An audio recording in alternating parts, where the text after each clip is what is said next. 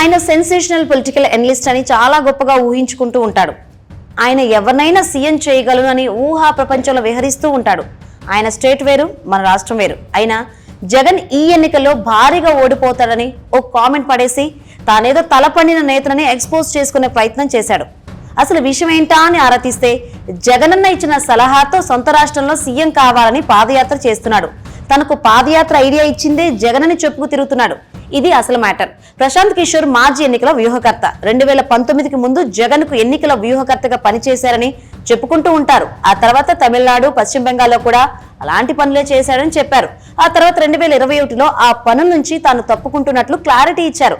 ఆ తర్వాత తన మనసులోని కోరికను తీర్చుకునే పనిలో పడ్డారు. అదేంటంటే తాను కూడా బీహార్ ముఖ్యమంత్రి కావాలని, అందుకోసం ఏం చేయాలని థింక్ చేస్తూ జగన్ చూసి ఇన్స్పైర్ అయ్యాడట.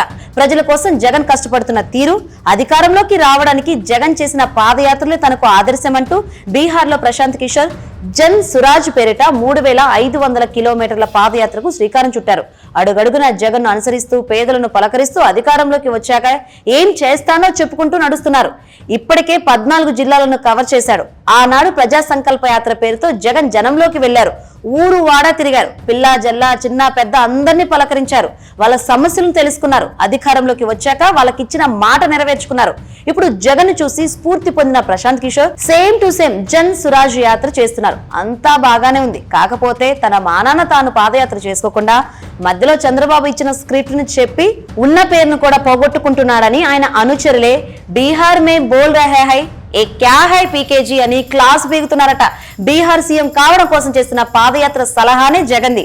మళ్ళీ ఆయన పైనే ఈ కామెంట్లు దేనికని ఏకి పారేస్తున్నారట. Please subscribe .news.